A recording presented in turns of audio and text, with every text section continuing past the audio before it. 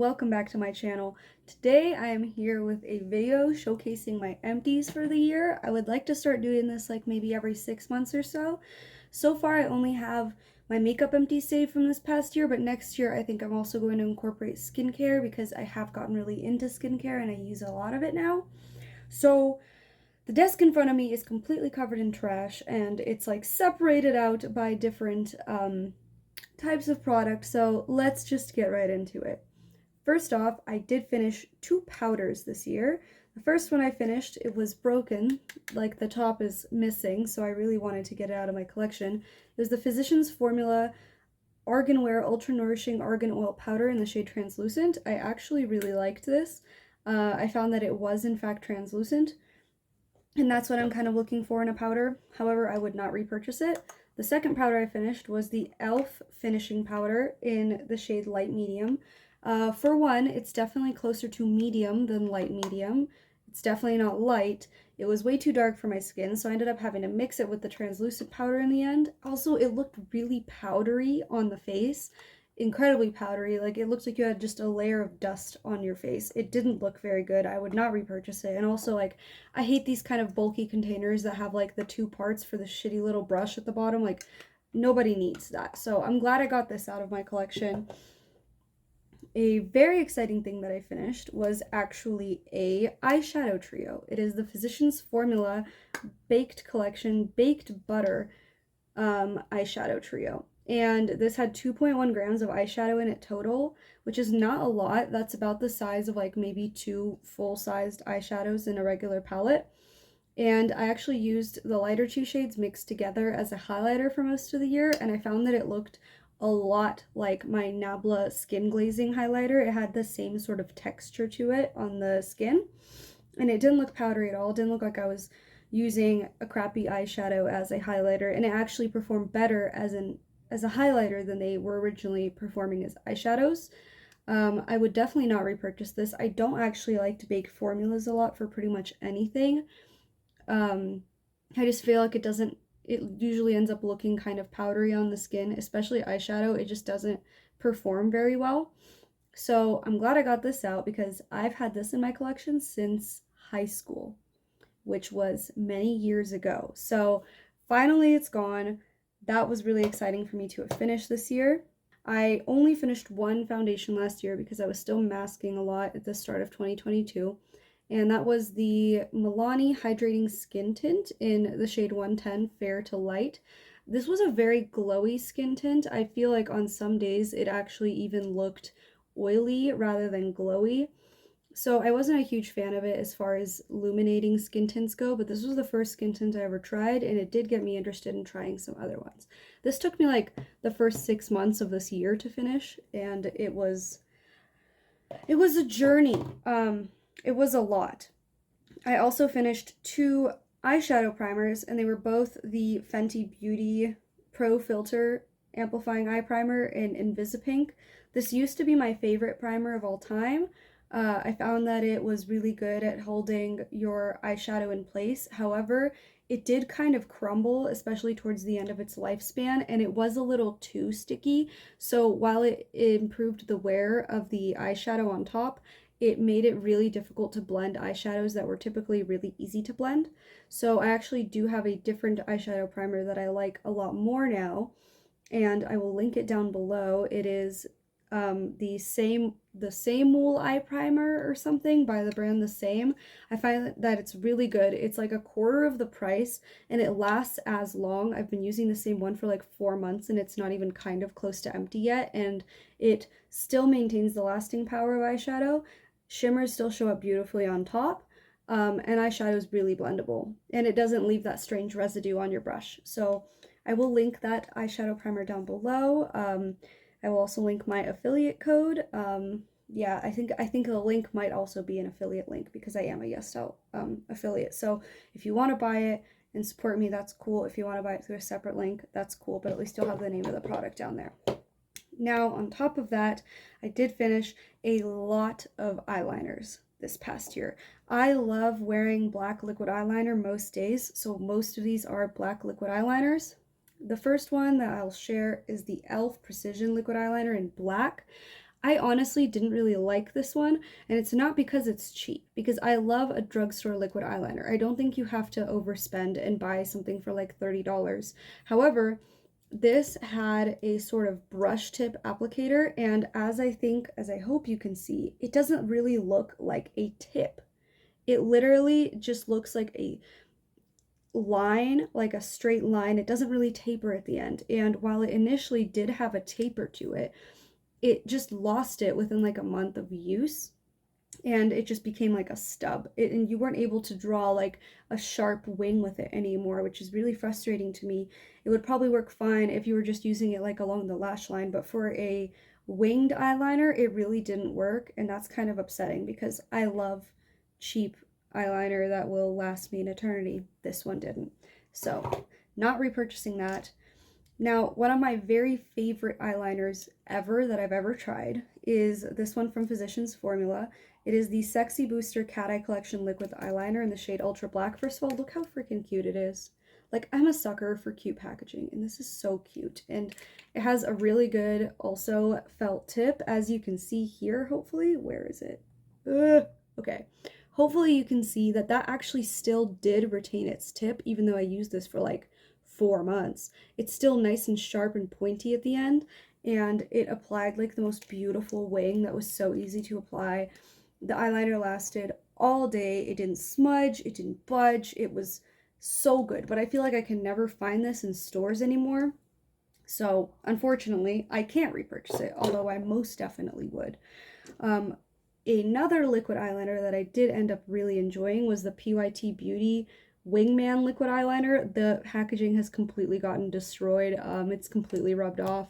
But this is another one that has the sort of brush tip applicator. This one did get a little less pointy towards the end of its lifespan, but the eyeliner itself is also really, really good. This is on the slightly more expensive side. I think this was like $18 at Ulta or something, but it lasted me also like 2-3 months of use, and I think that it is a really good eyeliner that's worth the price. It's also like sort of waterproof. I don't know if it's supposed to be, but it stayed on all day, and it was actually kind of hard to wash off without like an oil cleanser. So I really enjoyed this one. I might repurchase it someday.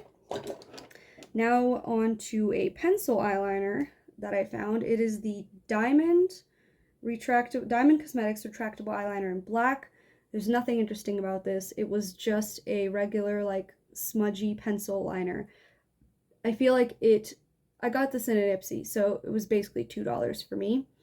But I feel like whatever the full price of this is, if it's more than $2, it's not worth it.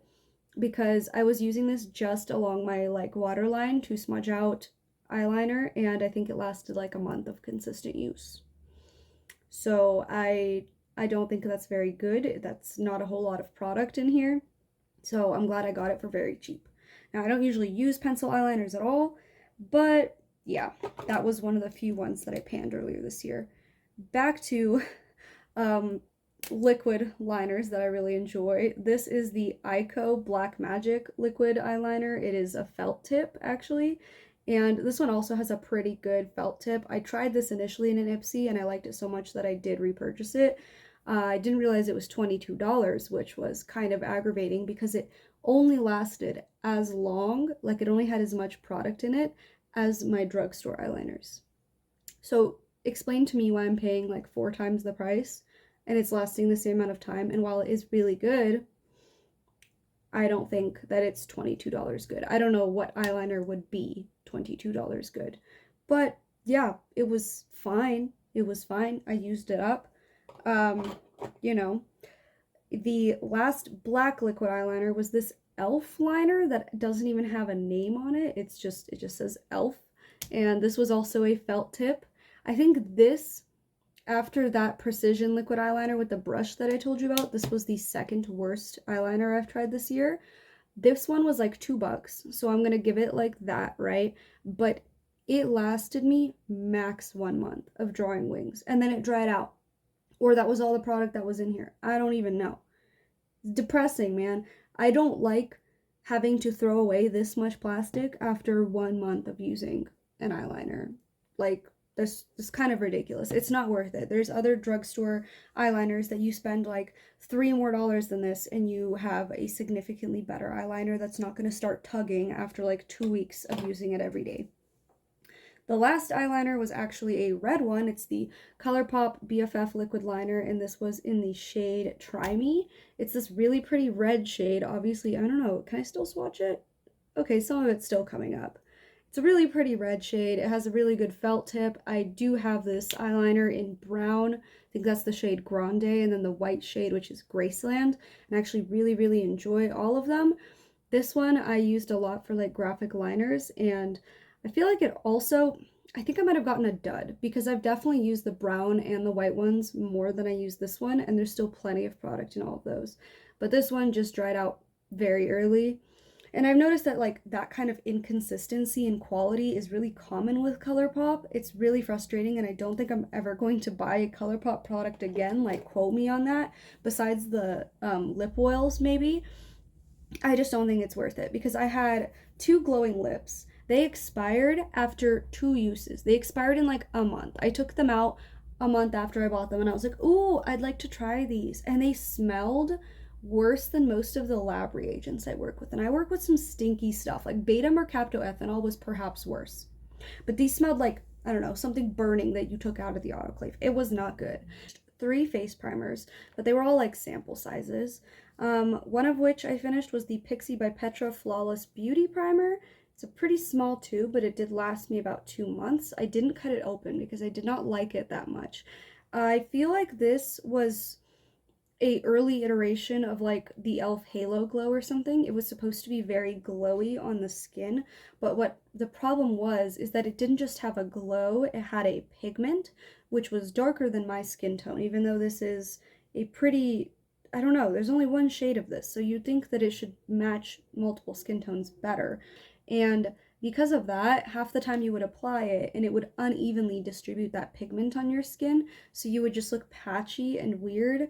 I really did not like this very much, especially compared to some other primers that I have that I prefer a whole lot better. Then I finished this itty bitty, first of all, Ipsy, how dare you? How dare you give me this and say it's worth $2.50? This was like 5 uses, 3 mils of a primer. The Benefit Professional Pore Primer. And was it even very good? No. Was it better than the e.l.f. Putty Primer, Poreless Putty Primer? No. Was not.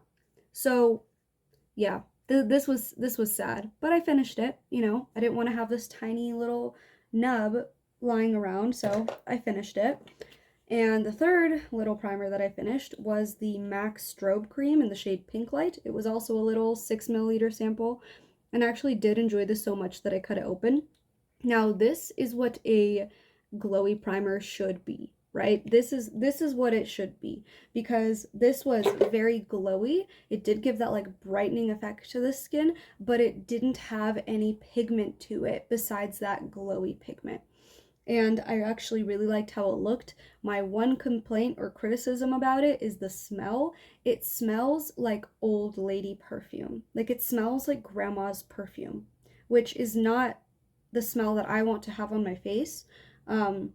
Yeah, so I liked it. I'm glad I got it as a sample, but I didn't think it was like anything groundbreaking, specifically because of the smell and because I have since tried different glowy kind of products, such as the Can Make Mermaid Skin Gel, which is also a sunscreen and a primer, and that's glowy, and it costs definitely less for a full size of that than whatever the hell the MAC Strobe Cream costs in full size. Moving on to brows, I did finish quite a few brow products this year, some of which I liked, others not so much. So first I finished the Glossier Boy Brow in the shade Brown. I don't know where the lid went. I don't know where the actual brush went, but this did last a really long time. Like, yeah, it's kind of pricey, but it did last a while, and it did perform well. I liked how it looked on my brows. It held them in place. Granted, I don't have eyebrows that really move around very much, but I liked it for what it was. Is it better than the Colourpop Brow Gel, whatever this one is called? I actually don't remember. It's just the brow gel. I don't know if they have multiple. But is it better than this one, which I also finished? No, not really. I think they're comparable. I think the e.l.f. Wow Brow is actually maybe better than both of these. That's what I'm currently using. But yeah, I would say these are almost dupes for each other. This one I got in soft black. I think the color actually worked better for me than brown. I don't love having a brown eyebrow since my hair is dyed black. It ends up looking a little weird on me. But yeah, these were two brow mascaras that I finished, and they were both comparable, which shouldn't be the case if this was $8 and this was $18. But alas, it was. I also finished this eyebrow pencil. I just couldn't sharpen it past this. Like, look at how dinky that looks, man. But I finished this eyebrow pencil from this brand called Smoke and Mirrors. It's a dollar store brand, and it was an okay brow pencil. It was really waxy, and I didn't like that. I felt like I was dragging it through my eyebrows. Even for $1, it just was not a great time. It was a bit too waxy of a formula. But I feel like it's hard to find a really good brow product because I feel like it's so easy to be too waxy and drag on your eyebrows, or too creamy and then it just like comes off of your eyebrows. One good eyebrow pencil that I tried was the e.l.f. Instant Lift Brow Pencil. I got this in the shade dark brown and deep brown, excuse me. And I actually did really enjoy it. It lasted me about 70 uses before it was done. And it was a good color. It was maybe a little on the waxier side, but it's not waxy to the point that it's not comfortable to use. So I did really enjoy it. The spoolie on the other end is also really, really good. It's pretty thick, and it does have a lot of like fluff to it. So I feel like it brushes your eyebrows really well, and I do really enjoy this. For the $3 it costs, I would repurchase it absolutely because I thought it was pretty good. Now, I also did in fact finish 2 highlighters, which I'm very excited about. One of them is a liquid highlighter from Pacifica. This was the Rainbow Crystals Liquid Mineral Strobe, and it was a pretty big container of it. I'm pretty proud. I had it maybe like 2 years of use total. Also got this in an Ipsy. Don't know if they sell it anymore. But it was in the shade Nebula, which was like a very bluish, purplish, silvery shade.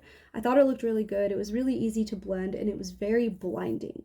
Like, it was super, super glowy. So I really enjoyed that about it. I finished that off earlier in the year.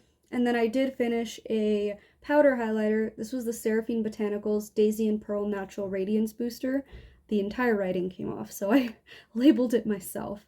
And it was a fairly small product. It was like 3 grams of it. Now, online and in pictures and in person, it looks fairly dark. Like, it looks like it would be too dark on someone of my skin tone, but I feel like it really does kind of adapt to your skin tone and really just make you look blindingly glowy on your cheeks. I really enjoyed this product, actually. The only thing is the packaging did break on me like very rapidly, and that was upsetting because I don't really like using broken packaging. Also, for the price, I don't know if I would repurchase it. It is from a clean beauty brand, which I'm not a huge fan of that. I feel like there's not a whole lot of basis in science for that, and it just makes products expire faster. Also, the fact that this says GMO free on the back, like, what do you think that's gonna do? What is a genetically modified organism in my highlighter? How is that gonna affect me? You know, like, I don't know. I feel like it's just a lot of marketing. So I'm not crazy about that, but I did really enjoy the highlighter for what it was worth. I used up quite a few mascaras and mascara primers. I did find my perfect mascara primer this year, and that is the Pacifica Vegan Collagen Lash Serum and Primer. It's in a really cute packaging, which I really enjoy. It's quite heavy, and it feels really expensive, which for a drugstore product, it is on the more expensive side. But I think it's worth it because it truly does work. It primes your eyelashes, and it makes me look almost like I'm wearing like really small falsies. I don't know. I think so. But I think it really does its job. No matter what mascara you're using over top of it, it helps to separate and lengthen your lashes and coat them in just that little bit of product that's enough to give extra volume to even like a crappy mascara. So I really enjoyed this. There was some Ulta sale in the summer, and I bought 2 more of them because they were 50% off or something like that. So I did really enjoy this, did repurchase it, will continue repurchasing it. And at the same time, I finished the Pacifica Vegan Collagen Fluffy Lash, not Flushy Laugh, Fluffy Lash mascara. And this one I didn't like nearly as much as I enjoyed the primer. I feel like the primer does kind of all the work. This brush is very floofy in a way that I do usually like it, to add like volume and length. It's weird because it did dry out kind of rapidly, but it was also very goopy, so it ended up kind of reversing the work the primer did and clumping your eyelashes back together. So this, for the price, I think it cost the same amount as the primer. I wouldn't repurchase it. And I think you can tell quite how goopy it is, because as you can hopefully see, that cap doesn't like go back on because of all of the mascara residue that is like all over the upper part of the tube. All that like dried residue that got all over it keeps it from even closing correctly now. So not the best mascara for the price, but the primer from that line I would absolutely recommend. Now, a mascara I really did like, and I finished 2 of them. This is the Killer Curves mascara. I really liked this. It had kind of a weird scent to it, but this brush really does the most. I don't know how good the actual mascara formula is, but this brush has all these fine little bristles on it in a super fluffy way, and it really helped with volume, it helped with separation, and it helped with lengthening. For another mascara that was a total fail for me, it's the Maybelline The Falsies Volume Express Flared Mascara, and I had a couple issues with this. Number one, why is this so bendy? Like, that messed with it. Ew, it's all over my hand now. Okay, whatever. I'm wiping it. It's so bendy. I don't know why. It has a weird chemical smell, and I feel like the formula of the mascara itself was also really goopy. It dried out super quickly, and it was very heavy on the eyelashes, and it also would flake off and get into my eyes, which is like my least favorite thing in a mascara, is if it flakes and gets into my eyes. So I pretty much hated this, but I got it at Marshall's on sale, so I'm not too mad. But yeah, I used this for like maybe a month before I was like, I can't do it anymore. I cannot. It was just that bad. A mascara that was like alright, like neither here nor there, is the L'Oreal Paris Telescopic Carbon Black Mascara. This is one of those with a brush that has like almost non-existent bristles, and I found that it worked pretty well for the lower lash line, or for example when using that crappy Maybelline mascara to kind of separate my upper lashes when I was done. The brush worked well for that. Now, is this anything phenomenal? No. I don't think it was super exciting. I don't know what it was supposed to do for me because it neither volumized nor lengthened my eyelashes very much. I don't think I'd repurchase it because I'm sure there's better lower lash line mascaras out there, like the one I'm using, which works really well for both the upper and lower lashes. I don't remember which one it is. It's a CoverGirl mascara, and you'll see it in an Empties video in a few months. So stick around if you want to know what the hell I like, because I don't remember. Now, I used up 2 lip pencils, one of which was, I think this was an LA Colors lip pencil. I don't remember the shade it was in, but I used it until the very little nubbins end of it. It was like this brown shade. Oh, it's still swatching a little bit. I really enjoyed it. It was kind of like a dark nude on me. It wasn't something I could wear every day, but I did like it. It outlined my lips fine. You know, for a $1 lip pencil, it was fine. Did it really improve lasting power? No. Did it look good? Kinda, yeah. Didn't smudge, didn't go outside of my lip line, so like, it was fine. It was fine. It wasn't anything to write home about. And the second lip pencil I used up was this is some European brand, I'm sorry. It's the Malva Glimmer Stick in the shade Nature. And it is this like pinky kind of shade, like a neutralish pink, leaning on the cool side. I actually really liked this one too. It performed about as well as the LA Colors one. I like to wear it with just a lip gloss on top because I don't really have any lipsticks that were in this shade, and apparently it has vitamin E and aloe in it, so I don't know if that did literally anything, but it wasn't drying, so that's good. Yeah, this was something I bought at the bazaar in Ukraine, so I don't think you could get it anywhere. I finished 2 lip glosses from the looks of things, one of which was the Blossom Moisturizing Lip Gloss, and this is just a clear lip gloss. It's really cute because it has these like flowers inside of it. just a regular clear lip gloss. It was in fact moisturizing. I could use it instead of a lip balm and it was fine. And I did use it a lot as just like a reapplication of lip balm throughout the day. It's cute. It makes your mouth look shiny and clear coated, so that was fine. You know, took me forever to use up because there was like 9 mils in there. And the second one I did finish in like a month and a half this summer. This was the Tarte H2O gloss in the shade Sail Away. This was like a pinky kind of shade, like a warmer pink shade. I did really enjoy this as well. I feel like it was a little goopy, but it looked pretty. So it was like fine overall. Again, do I think I would repurchase this in a full size for whatever the exorbitant price must be? Definitely not. But was it fun to try? It was. I finished a crap ton of lip balms this year, all of which were just like okay. This was the Cocoa Care Cocoa Butter Lip Balm. It was just a regular untinted lip balm. I did dig it out of the tube. I like this one a lot. It's basically just petrolatum, which is like Vaseline. So it didn't, even though it has cocoa butter and aloe extract in it and sunflower oil, I found that rather than actually moisturizing your lips, it just really worked as a coat of Vaseline on your lips to lock in moisture that was already there. So it was really good to wear under a liquid lipstick or something like that and keep the moisture that was already on your lips like locked in under that liquid lipstick. So I did like it for that. I finished this lip balm from my dentist. It smelled like lemonade. That is all. There is nothing exciting about that. I finished this lip balm from Little Moon. It also, see, I don't like when products have like this really poorly done packaging that ends up just rubbing off, coming off completely. This was the Peppermint Stick Frosty Lip Balm. It tasted really minty. It felt kind of tingly. It did not plump my lips or do anything besides lightly moisturize them. It was okay. Then I finished this Jersey Shore Cosmetics Peppermint Moisture Rich Hydrating Balm. This was also okay. It wasn't super hydrating. It wasn't super moisturizing. It tasted like peppermint. Very similar to the previous one. Again, nothing to write home about. And then a lip balm that I actually really enjoyed was the K. Voss Lip Treatment.